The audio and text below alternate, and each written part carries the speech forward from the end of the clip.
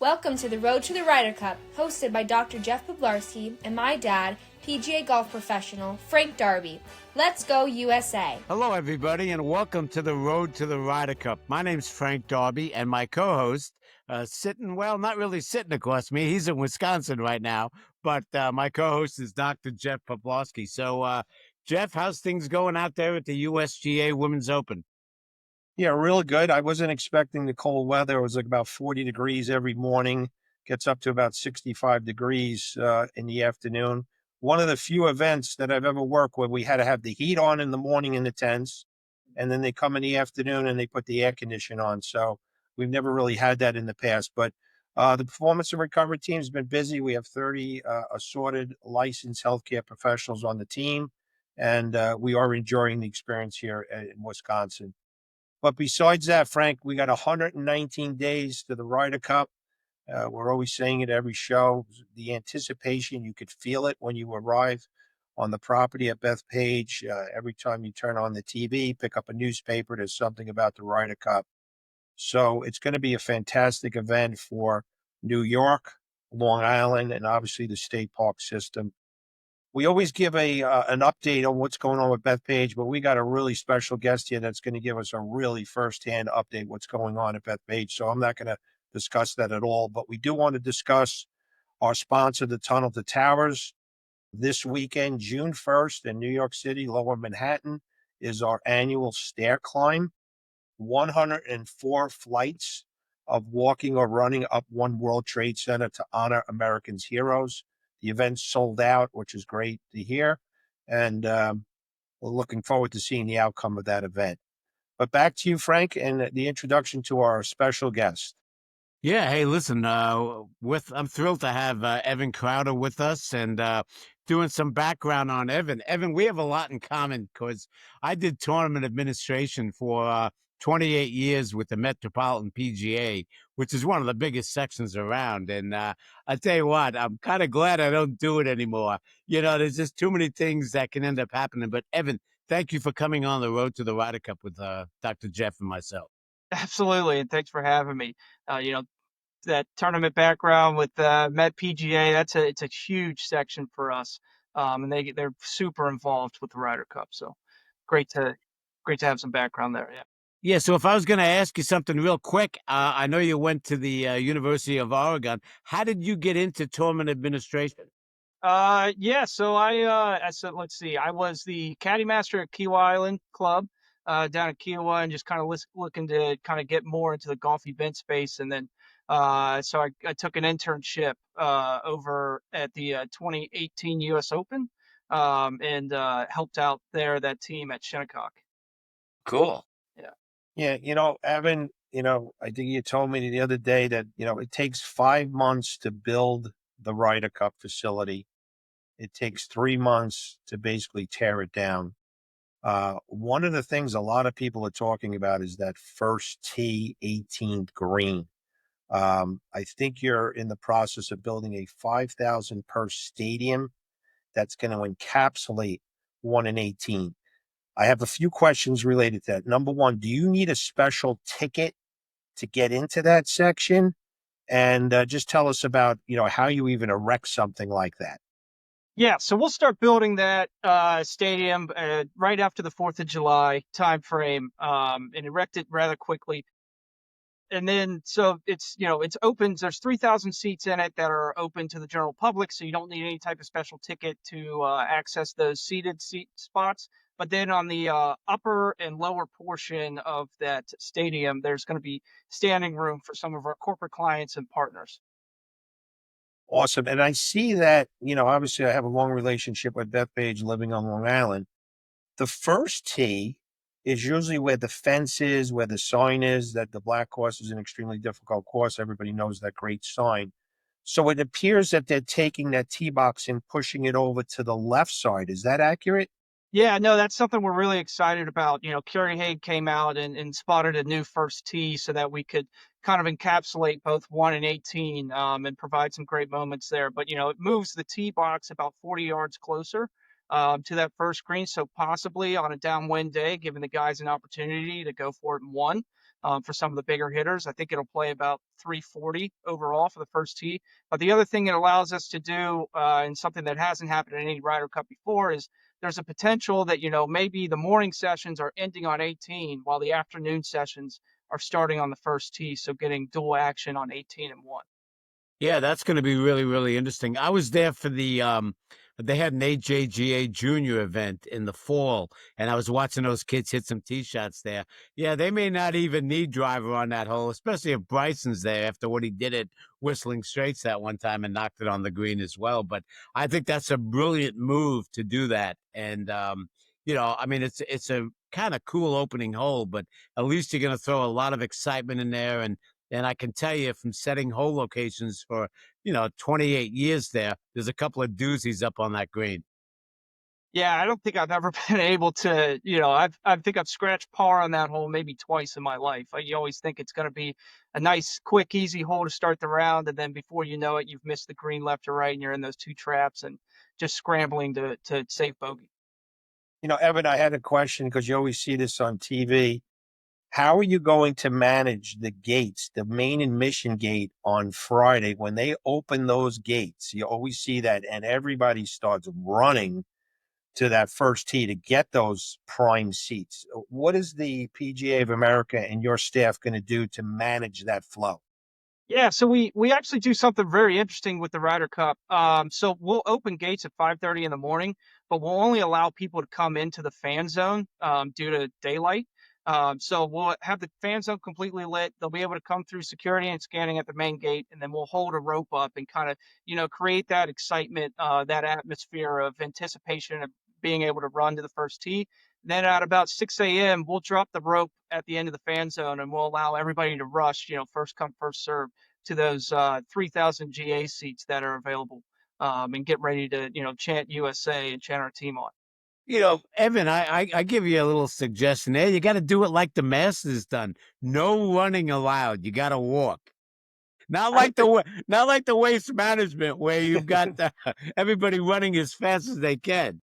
I do like to see some speed walkers out there every once in a while, see if anybody breaks stride, then we can get them out of here. Yeah. So we're hearing also, Evan, I think you told me this last week, that you're building 2 team rooms in the existing parking lot at Bethpage. I'd like to know the size of those team rooms and also what is happening to the existing locker room upstairs in the second floor at the clubhouse during Yeah, the Ryder Cup. yeah, the Ryder Cup's completely different atmosphere for the guys, right? So, you've got Team Europe, Team USA. We speak in meters with our tents, so it's a 15 by 15 meter tent for each of the team structures. And each, captain has their own style of how they want to design the team room, locker room to outfit it. So they'll have those team rooms outside in the parking lot at Bethpage, for the guys to come into. They'll be fully equipped with, team lockers, physio, training room, dining, kind of dressed to the nines, if you will. They'll also have team rooms back at the Garden City Hotel where both teams are staying.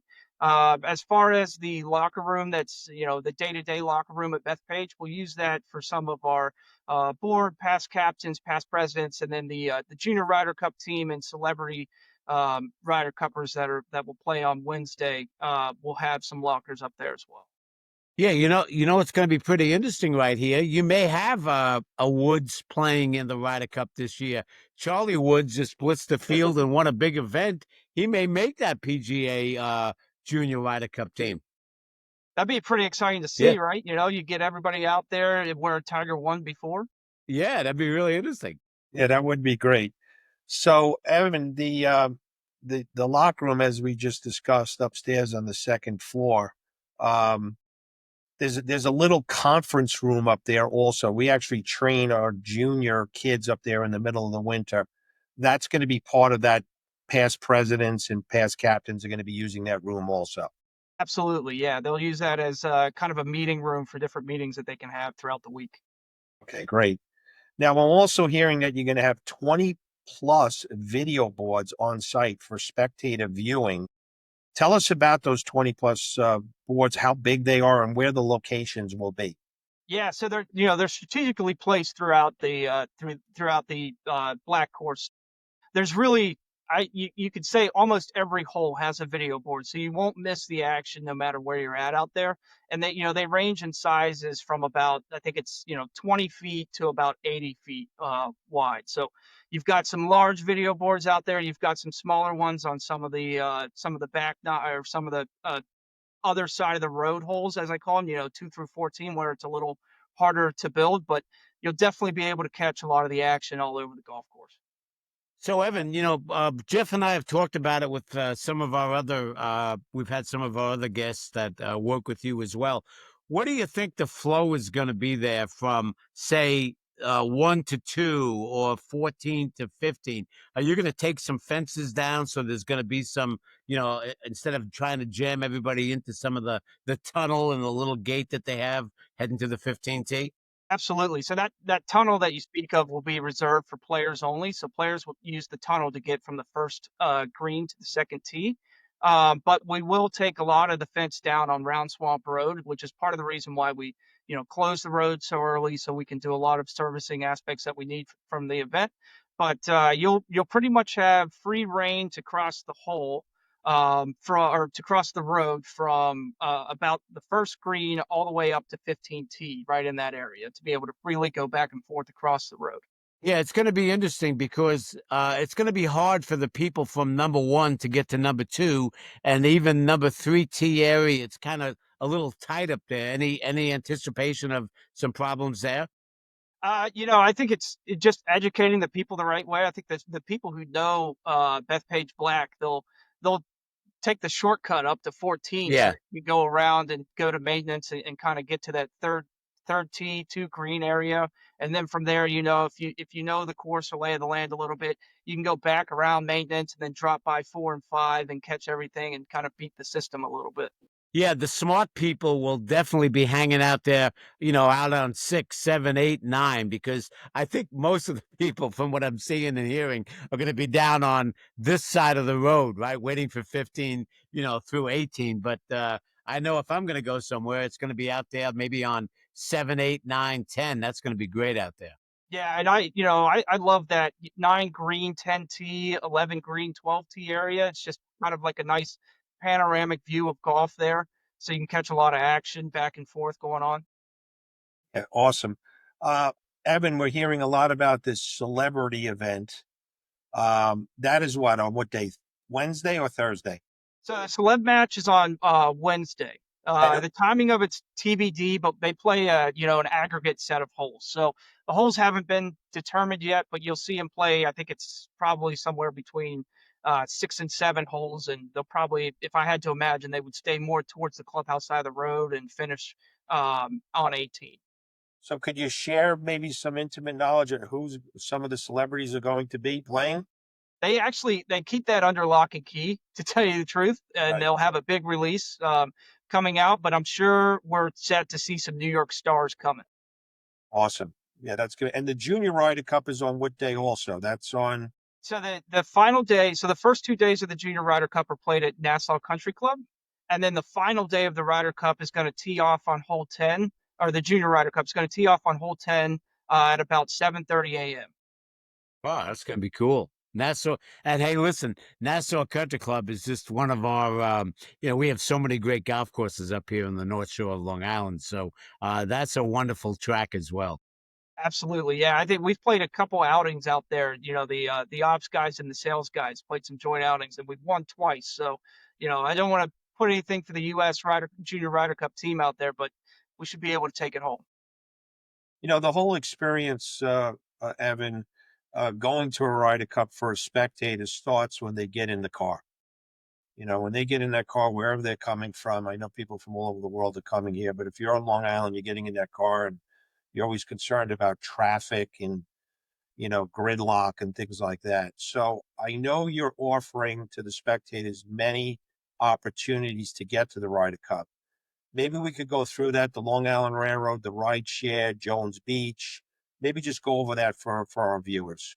Yeah, I think the best way to get to the Ryder Cup, and we think we're anticipating most people are going to stay in the city, and the best way to get here is going to be taking the Long Island Railroad. We work closely with them as far as, scheduling trains and giving them advanced access to when we think people are going to arrive so that they make sure that they have extra trains scheduled to come to Farmingdale train station. And then we'll provide a shuttle from Farmingdale train station over to the golf course. The next best route is going to be rideshare. And, back in 2019, when we had the rideshare program here, you had to take your rideshare to a separate lot and then get shuttled over. Well, we've changed that completely, and we brought rideshare on site now. So right outside the main entrance on the yellow course number 11, we put in a new rideshare entrance, which will floor out like a 70,000 square foot rideshare area so that we can have about 150 to 200 rideshare vehicles drop off at any given time. And then allow people to enter in through the main entrance in that aspect. And then the final route, we do have parking available at Jones Beach. So those who have been out to Bethpage before know that Jones Beach route. I think a lot of locals on Long Island will opt for that option as well. But it's about, you go down, you park at Jones Beach, and then we'll shuttle you up. It's about a 30-minute shuttle ride from Jones Beach. Yeah, Evan, Jeff and I grew up on Long Island, and we used to go to basketball games at the Garden all the time with St. John's. I'm hoping that they've got those bar cars open this year on that trip, right, Jeff? There was nothing better than those Oh, bar yeah. cars that used to come out from Wall Street at night.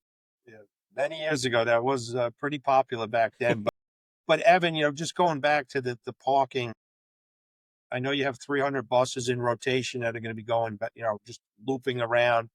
But there is a little chatter in the community here in Long Island that they are, or you are, the PGA of America or the Ryder Cup is charging $50 to park at Jones Beach. Is that correct? That is correct. Yeah.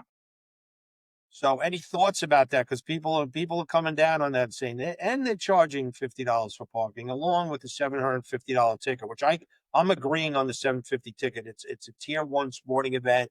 It's just like a Super Bowl, Kentucky Derby Masters. I'm totally agreeing with that. But some people are saying things about the $50 parking at Jones Beach. Yeah, we're really trying to get into, a train first scenario and just trying to use mass transit to get people to our events to and from. So anytime we can, cut our economic or our green footprint down a little bit and then we can get more people on site, that train is really going to be the best option. Yeah, certainly would be. Absolutely. Totally recommending the people coming to the Ryder Cup to use the LIRR.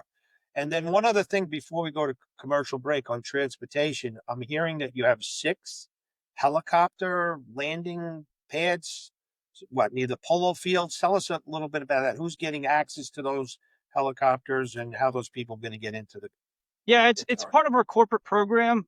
So, we do have 6 LZs on site. We're utilizing the red course to bring helicopters in from Manhattan or out in the Hamptons. I think even places as far as Connecticut, just to bring people or bring some of the corporate clients we have coming out. We will have about 20 to 25 helos in rotation going back and forth from these different areas. I think there's an opportunity with our partners in Bell, Blade, and Zip Aviation out there that they might open up some of those seats to the public later on to where you could, like you would for Blade buying a ride to go to JFK, you could buy a ride to go to the Ryder Cup. Yeah, I know the other thing you had said too is that people are coming from all different directions. I guess the only thing you don't have covered is by marine, by boats, right? But I'm sure people are going to come from Connecticut, the Port Jefferson ferry, the New London, ferry, from the New England area, coming into Port Jefferson or Orient Point, and then they'll be riding from there. Do you have any plans there to have buses at those ports at all, or that's not in the plan? It's not really in the plan. I think most people will figure it out once they, if they come across via ferry, take a ride share from there right to the main entrance. But it's a mass mode of transportation plan. We've got planes, trains, and automobiles. The one I live in Fairfield, Connecticut, very close to the ferry, and a lot of my friends around here will be taking the ferry down.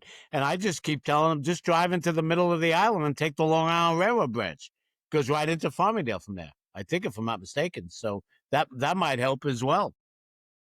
Yeah, a lot of options for the people, and I think it's just going to be fantastic. All those options, and it will basically make it a lot easier for the people coming to the Ryder Cup for sure. Uh, Evan, I think you know this, but the Tunnel to Towers is our sponsor of this podcast. They have a website. It's t2t.org. You could go on that website and make as little as a $11 donation per month to assist our American heroes. We're just going to go to commercial break and hear from the Tunnel to Towers.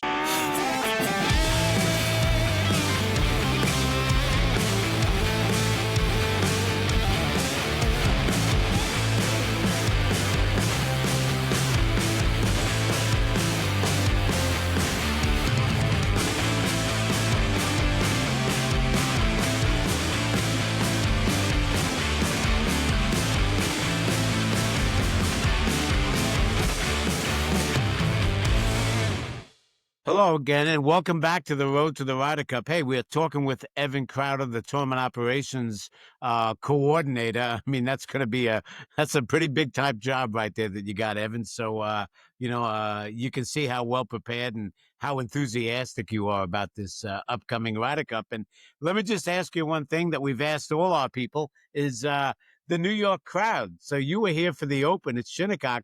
Do you think we get a bad reputation here in New York?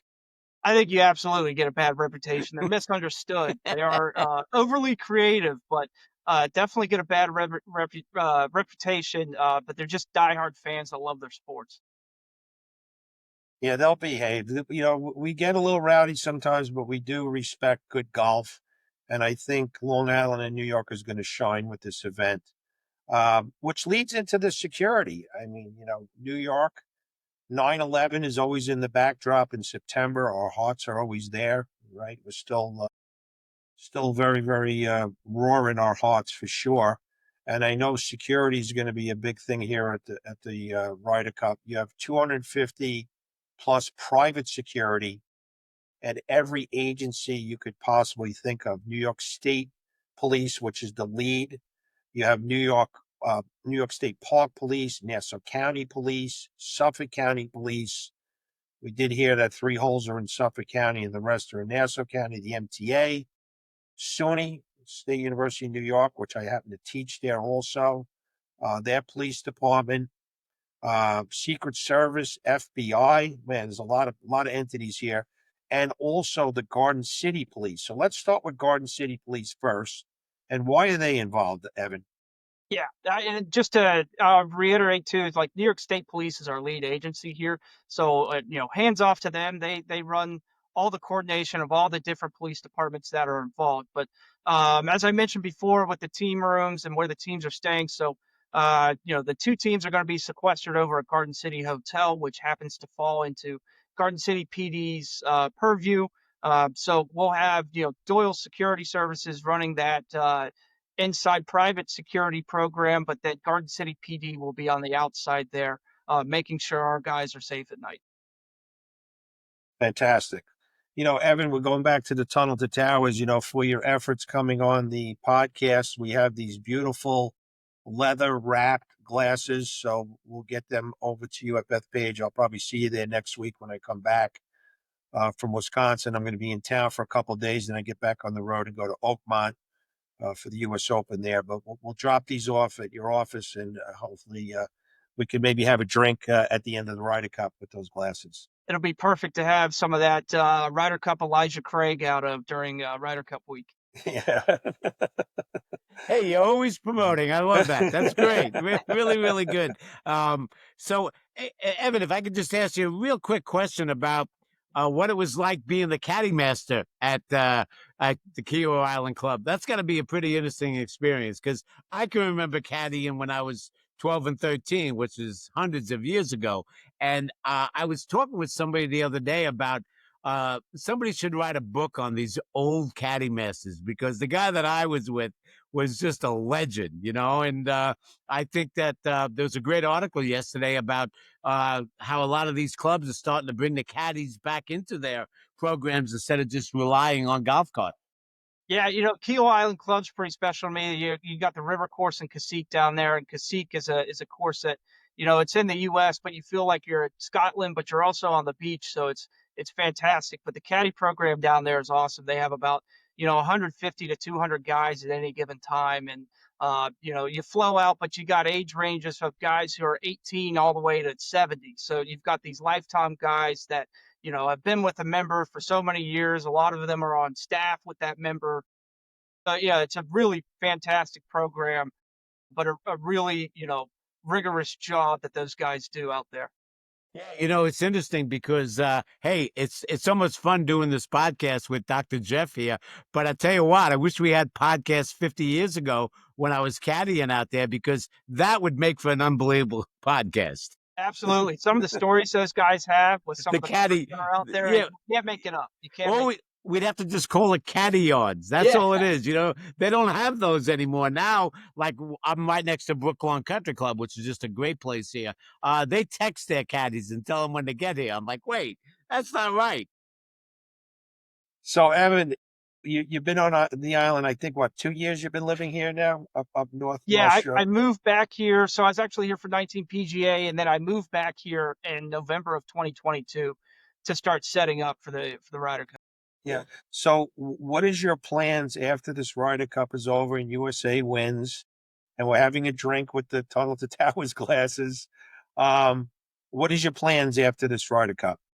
Yeah, we'll see. We'll see what they have in store for me. We've got a couple of events. The PGA has the PGA Championship, women's KPMG Women's PGA Championship, and then the Senior PGA, as well as the Ryder Cup. So, really, in our championship department, we look to slot people in where everybody fits. So we'll see which one of those I'll move on to next. Awesome. Well, we wish you the best of luck on that. For our audience, you could listen to the podcast on X, YouTube, Spotify, Facebook, LinkedIn, Instagram. Please like, share, comment, love, subscribe to all our social media platforms. We would appreciate that. Evan, I'm going to be out there in Long Island next week here. I work for a company called Golf Lounge 18. We're an indoor facility. We're opening a place in Lake Grove, about a half an hour ride from you guys. So I'll send you an invite. We've got a grand opening in a couple of weeks, and I'll make certain I stop by and see you out there. I love the office, a lot of great memorabilia, and make sure you check me when I leave. I like some of those signs behind you. Absolutely, stop by. Come on in. Yeah, one other question before we let you go, Evan. I know there was another thought there that, or you had mentioned this, 45,000 linear feet of fencing and barricades. Wow, that's got to be a big operation putting that up. So you're basically fence and barricade the whole entire park, or just the black course, or how does that work out? Yeah, I mean, when we go into all these golf courses, you got to imagine they're not set up like a regular stadium or arena is. So we've got to come in and basically build the arena, right? So we do everything that we can do to completely secure it in, whether it's barricades. We've got some bollards that we have to put in the main bus terminals to prevent any kind of incident or security breach that might happen. So, 45,000 linear feet of barricade and fencing we'll put up, and we'll put that red, USA red scrim throughout the golf course, and we'll turn this place into an American spirit. Yeah, well, we're wishing you the best of luck. Obviously we live in Long Island, and if you ever needed us, or you needed me or Frank, we're dialed into the community. Reach out at any time. But we're wishing you the best of luck. Obviously, I'm one of the chairpersons doing the walking marshals, so we'll be working with you intimately, and the Ryder Cup staff there. I'm looking forward to that opportunity. Evan, thanks for taking the time to come on. I know you're a very busy man, and it'll just get busier, but you're doing a great job, and I look forward to meeting with you. Appreciate you guys, and thank you guys for all that you've done for us. All right, don't forget our sponsor, Tunnel to Towers. You can go on their website, t2t.org, and make as little as an $11 a month donation to help our American heroes. And we will see you next week.